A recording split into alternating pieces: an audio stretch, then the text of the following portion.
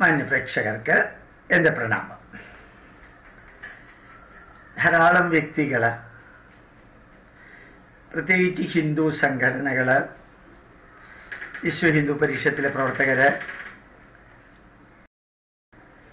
ആശ്രമങ്ങളിലുള്ളവർ, NSS ശാഖകളും അതുപോലെയുള്ളവരെല്ലാം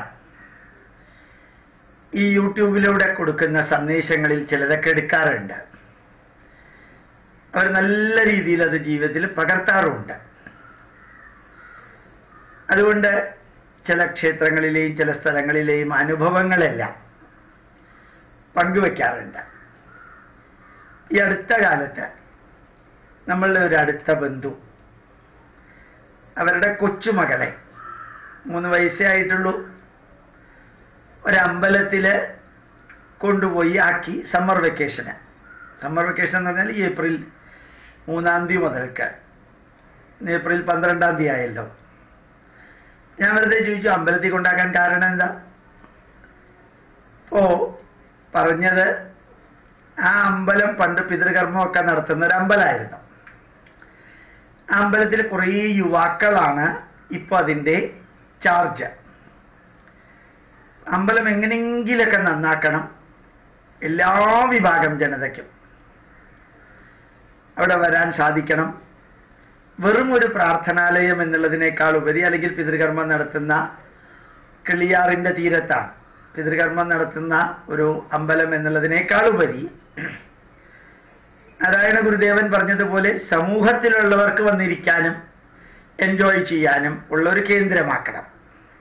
അങ്ങനെയാണ് ജഗന്നാഥ ക്ഷേത്രം നിർമ്മിക്കാൻ ഇറങ്ങി പുറപ്പെട്ടപ്പോൾ അവിടെയുള്ള തീയരെ എതിർത്തപ്പോൾ അവരോട് നാരായണ ഗുരു പറഞ്ഞത്. അപ്പൊ യഥാർത്ഥത്തിൽ ഇവരുടെയും ആഗ്രഹം അത് തന്നെയായിരുന്നു. ഈ അമ്പലം ഒരു മിയർലി സ്പിരിച്വൽ കേന്ദ്രമല്ല, സോഷ്യൽ കേന്ദ്രമാക്കണം. അവർ കഴിഞ്ഞ വർഷം എന്ത് ചെയ്തു? സമ്മർ വെക്കേഷൻ ആരംഭിക്കുന്നതിന് മുമ്പ് തന്നെ ആ അമ്പലത്തിൽ കുറേ കളിപ്പാട്ടങ്ങൾ, ഒരു പാർക്ക് മാതിരിയുള്ള സൗകര്യങ്ങൾ, അമ്പലത്തിൽ ഒരു ചെറിയ ഭാഗത്തിൽ എല്ലാവരും, ഒരു ചെറിയ ലൈബ്രറി, വീഡിയോ സൗകര്യങ്ങൾ എല്ലാം അവരെ ഏർപ്പെടുത്തി. ഇന്ന് കുറേ കുട്ടികൾ വന്നിരുന്നു. ഇപ്പം അതിനേക്കാളും കൂടുതൽ കുട്ടികളുണ്ട്. 9 മണിക്ക് കുട്ടികളെ അവിടെ ആക്കിയാൽ ഒരു പ്രത്യേക സമയം വരെ കുട്ടികൾ കളിക്കുന്നു. അത് കഴിഞ്ഞാൽ കുറേ കോമ്പറ്റീഷൻ ഉണ്ട്, കുറേ ശ്ലോകങ്ങൾ പഠിപ്പിക്കുന്നുണ്ട്, നാമം ജപിക്കാൻ പഠിപ്പിക്കുന്നുണ്ട്, അല്പസ്വല്പം കീർത്തനങ്ങളൊക്കെ പഠിപ്പിക്കുന്നുണ്ട്, കഥകൾ പറയുന്നുണ്ട്. അങ്ങനെ ഉച്ചയ്ക്ക് 2 മണി വരെ ഇടയ്ക്ക് ചെറിയ ബിസ്ക്കറ്റും നല്ല ഹൈജീനിക് ആയിട്ടുള്ള ഫുഡ് സ്പോൺസേർഡ് ആയിട്ടുള്ളത് കൊടുക്കുന്നുണ്ട്. ചെറിയൊരു എമൗണ്ടും അവർ ഫീസായിട്ട് വാങ്ങിക്കുന്നുണ്ട്. അപ്പോൾ അമ്പലം എന്നുള്ളത് അമ്പലത്തിൻ്റെ മാത്രം ദൗത്യമല്ല. അവിടേക്ക് വരാൻ താല്പര്യമുള്ള ഹിന്ദുവിൻ്റെയും ക്രിസ്ത്യാനിയുടെയും മുസ്ലിമിൻ്റെയും കുട്ടികൾക്ക് കളിക്കാനും പൈതൃകത്തെക്കുറിച്ച് പഠിക്കാനും അത് കളിയിലൂടെ ജീവിതത്തിലേക്ക് എടുക്കാനും എല്ലാമുള്ള കേന്ദ്രമാക്കി ഒരമ്പലത്തിനെ അവർ മാറ്റി. ഇപ്പം ആ ചുറ്റുപാടുള്ളവരെല്ലാവരും കുട്ടികളെ ഈ സമ്മർ വെക്കേഷൻ ട്രെയിനിങ്ങിന് വിടുന്നതിന് പകരം ഈ അമ്പലത്തിലേക്ക് വിടുന്നു. എന്താ കാരണം അറിയോ? സമ്മർ വെക്കേഷൻ ക്ലാസ്സിൽ എന്തെല്ലാം കിട്ടുമോ, അല്ലെങ്കിൽ സമ്മർ വെക്കേഷനിലെ ക്യാമ്പുകളും ട്രെയിനിങ്ങുകളും എല്ലാം കുട്ടികൾക്ക് പലരും കൊടുക്കുന്നത് എന്തെല്ലാം അതിൽ നിന്ന് ലഭ്യമാണോ, അതിനേക്കാൾ ഉപരി അമ്പലത്തെക്കുറിച്ച് പഠിക്കാനും കീർത്തനങ്ങൾ പഠിക്കാനും കുറേ പൈതൃകം പഠിക്കാനും കോമ്പറ്റീഷനിൽ പങ്കെടുക്കാനും പിന്നെ കളിക്കാനും ഓരോന്നിനും ലീഡർഷിപ്പ് ക്വാളിറ്റിയും എല്ലാം ചേർത്ത് അമ്പലങ്ങളിൽ കൊടുക്കുന്ന ഒരു സംവിധാനം. അത് നമ്മൾ കേരളം മുഴുവൻ 42,000 ക്ഷേത്രങ്ങളിൽ ചെയ്തു എന്ന് വിചാരിക്കുക.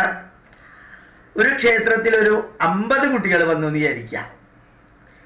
50 കുട്ടികൾ 60 ദിവസം നീണ്ടു നിൽക്കുന്ന സമ്മർ വെക്കേഷനിൽ ഭാഗികമായിട്ടാണെങ്കിലും വന്നാൽ എത്രയായി നോക്കുക. 40,000 ക്ഷേത്രം ഇൻറ്റു 50, 4 ലക്ഷം ഇൻറ്റു 5, 20 ലക്ഷം. 20 ലക്ഷം കുട്ടികൾ. അത് പൂർണ്ണമായിട്ടും വേണ്ട, ഭാഗികമായിട്ടാണെങ്കിൽ കുറച്ച് കാര്യങ്ങളെങ്കിലും പഠിക്കാൻ സാധിക്കുന്ന വിധത്തിൽ ചെറുതും വലുതുമായ ക്ഷേത്രങ്ങളിൽ, ആശ്രമങ്ങളിൽ, സ്ഥാപനങ്ങളിൽ ഹൈന്ദവ ജനതയ്ക്ക് സ്വാധീനിക്കാൻ സാധിക്കുന്ന സ്ഥലങ്ങളിലെല്ലാം ഇത് നടത്തിയാൽ നമുക്കൊരു വലിയ മദ്രസകളിൽ പഠിപ്പിക്കുന്ന സംവിധാനങ്ങളില്ലാത്തത്, അല്ലെങ്കിൽ സൺഡേ ക്ലാസ്സിൽ പഠിപ്പിക്കുന്ന സംവിധാനങ്ങളില്ലാത്തതിനെ കുറച്ചൊക്കെ കോമ്പൻസേറ്റ് ചെയ്യാൻ പറ്റും. മുസ്ലിങ്ങളും ക്രിസ്ത്യാനികളും പഠിക്കാനുള്ളത് പഠിപ്പിക്കുകയാണ് ചെയ്യുന്നത്. നമ്മൾ പഠിക്കാനുള്ളത് പഠിപ്പിക്കേണ്ട, സാധിക്കുന്നത്രയും ചെയ്യുക, എങ്കിൽ പഠിക്കണമെന്ന് ആഗ്രഹം ഉണ്ടാക്കാം. ഞാൻ എൻ്റെ ക്ലാസ്സുകളിലെല്ലാം പറയാറുണ്ട്, മഹാസാഗരം മാതിരിയുള്ള ഭാരതീയ പൈതൃകം പഠിപ്പിക്കാൻ സാധിക്കില്ല, പഠിക്കണമെന്ന് ആഗ്രഹം ഉണ്ടാക്കാം. ബാക്കിയുള്ളത് CD-കൾ വഴിക്കോ പെൻഡ്രൈവുകൾ വഴിക്കോ യൂട്യൂബ് വഴിക്കോ ഫേസ് പേജ് വഴിക്കോ പഠിക്കാനുള്ള സൗകര്യങ്ങൾ നിങ്ങൾ തന്നെ ഉണ്ടാക്കാം. പഠിക്കാനുള്ള ആഗ്രഹം ഉണ്ടാക്കാം. ഈ ഒരു സംവിധാനം ആ ചെറിയ ക്ഷേത്രത്തിൽ നടത്തിയത് വൻ വിജയമായിരുന്നു എന്ന് ഞാൻ നിങ്ങളെ അറിയിക്കാൻ കാരണം, ഇന്ന് ധാരാളം യുവാക്കൾക്ക് എന്തെങ്കിലുമൊക്കെ ചെയ്താൽ കൊള്ളാമെന്നുണ്ട്. ധാരാളം വ്യക്തികൾക്ക് നന്മ ചെയ്യുന്നവരുടെ കയ്യിൽ ഡൊണേഷൻ ഏൽപ്പിച്ചാൽ കൊള്ളാമെന്നുണ്ട്. എന്ത് വേണമെങ്കിലും സ്പോൺസർ ചെയ്യാൻ ആൾക്കാർ റെഡിയാണ്. ക്രിസ്ത്യൻസും ഹിന്ദു കാര്യങ്ങൾക്ക് സ്പോൺസർ ചെയ്യുന്നുണ്ട്. മുസ്ലിങ്ങളുടെ അടുത്ത് പോയി കഴിഞ്ഞാൽ അവർക്കും വലിയ വിഷമമൊന്നുമില്ല ഹിന്ദു കാര്യങ്ങളിൽ സ്പോൺസർ ചെയ്യാൻ. തിരിച്ച് ഹിന്ദുക്കൾ ചെയ്യുന്നത് കൊണ്ട് തന്നെയാണ് അത് സംഭവിക്കുന്നത്. അതുകൊണ്ട് നമ്മളുടെ ക്ഷേത്രങ്ങളിലെ ഈ സമ്മർ വെക്കേഷൻ ക്ലാസ്സുകൾ, കോമ്പറ്റീഷനുകൾ, തീർത്ഥയാത്രകൾ, അല്ലെങ്കിൽ സ്റ്റഡി ടൂറുകൾ, അതിലൊക്കെ എല്ലാവരെയും പങ്കെടുപ്പിക്കണം. അമ്പലത്തിൻ്റെ നേതൃത്വത്തിലാണെങ്കിലും എല്ലാവരെയും പങ്കെടുപ്പിക്കണം. അവരും മനസ്സിലാക്കട്ടെ നമ്മുടെ അമ്പലം എന്താണ്, അമ്പലത്തിൽ നടക്കുന്നത് എന്താണ്. നമ്മൾ ഡോറ് തുറന്നിട്ട് കഴിഞ്ഞാൽ അവർ വരാൻ താല്പര്യമുള്ളവർ ധാരാളം പേരുണ്ടാവും.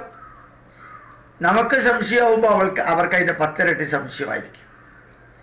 നമ്മൾ നമ്മുടെ ധർമ്മത്തെക്കുറിച്ചും ഈ രാഷ്ട്രത്തിൻ്റെ പൈതൃകത്തെക്കുറിച്ചോ പഠിപ്പിക്കേണ്ടത്. അത് ഈ രാഷ്ട്രത്തിലുള്ള 127 കോടി ജനതയുടെയും അവകാശമല്ലേ? അപ്പൊ ഏതെല്ലാം രീതിയിൽ പാട്ടുകളായിട്ടും കളികളായിട്ടും പഴയ കാലത്തെ കരിങ്കല്ല് കളികള്, കക്ക കളികള്, മഞ്ചാടിക്കുരു, പുള്ളിങ്കുരു കളികള്, കോല് കളി, കുട്ടിയും കോലും കളി, ഏറുപന്ത് കളി, അങ്ങനെ ഖോ കളി, ഇതൊക്കെ നമ്മുടെ പൈതൃക കളികളാ, പൈതൃക വിഭവങ്ങളാ. അത് മാത്രമല്ല, ഒരു ദിവസം ഈ കുട്ടികളെ കൊണ്ടൊക്കെ എല്ലാവർക്കും ഉള്ള ഭക്ഷണം ഉണ്ടാക്കിപ്പിക്കുക. എങ്ങനെയാ വെജിറ്റബിൾ കഴുകേണ്ടത്, എങ്ങനെയാ വെജിറ്റബിൾ മുറിക്കേണ്ടത്, അതിൻ്റെ തൊലി കളയേണ്ടത്, ഇതൊക്കെ കുട്ടികളൊന്ന് പഠിക്കണ്ടേ? അതൊക്കെ നമുക്ക് അമ്പലത്തിൽ സാധിക്കുന്നത് പോലെ വേറെ സ്ഥലത്ത് സാധിക്കുമോ? കാരണം അമ്പലമൊക്കെ ഇതിൻ്റെ കേന്ദ്രമാണ്.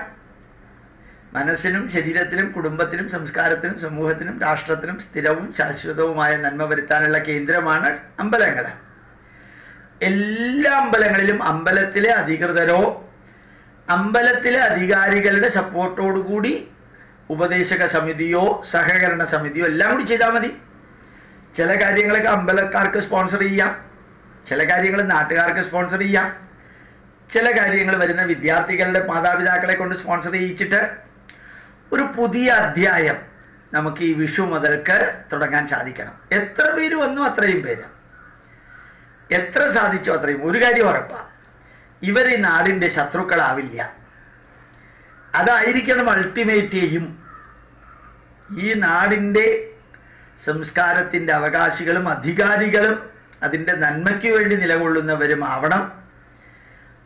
അതല്ലാതെ അതിൻ്റെ ശത്രുക്കളാവുകയും ചൈനയ്ക്കും വത്തിക്കാനും അല്ലെങ്കിൽ സൗദി അറേബ്യയ്ക്കും ജയ് വിളിക്കുന്ന വിഭാഗങ്ങൾ ആകാതെ, first India, second India, third India, ഫസ്റ്റും സെക്കൻഡും തേർഡും നമ്മുടെ രാഷ്ട്രം, നമ്മുടെ പൈതൃകം, പിന്നെ വേണമെങ്കിൽ ബാക്കി ഏതെങ്കിലുമൊക്കെ ആവാം. ആ രീതിയിൽ ഒരു തലമുറയെ വാർത്തെടുക്കാൻ ഈ അമ്പലങ്ങളിലെ ഇപ്പൊ പ്രവർത്തിക്കുന്ന 100 കണക്കിന് യുവാക്കൾ, ഓരോ അമ്പലങ്ങളിലും പ്രവർത്തിക്കുന്നവര്, അതിൽ RSSകാരുണ്ട്, CPMകാരുണ്ട്, കോൺഗ്രസ്സുകാരുണ്ട്. ധാരാളം സ്ഥലങ്ങളിൽ നമുക്ക് കാണാൻ സാധിക്കും CPMകാരും കോൺഗ്രസും RSS ഒക്കെ ഒരുമിച്ച് അമ്പലങ്ങളിൽ പ്രവർത്തിക്കുന്നത്. ഒരുമിച്ച് പ്രവർത്തിക്കാതെ വരുമ്പോഴാണ് പത്രമാധ്യമങ്ങളിൽ വാർത്തകളായിട്ട് വരുന്നത്. അല്ലെങ്കിൽ ഒരുമിച്ച് തന്നെ അവരൊക്കെ പ്രവർത്തിക്കുന്നത്. അപ്പൊ അവർക്കിത് നല്ല രീതിയിൽ സാധിക്കും എന്നുള്ളത് ഉറപ്പാണ്. സാധിക്കട്ടെ എന്ന് പ്രാർത്ഥിക്കുന്നു. പ്രണാമം, നമസ്കാരം.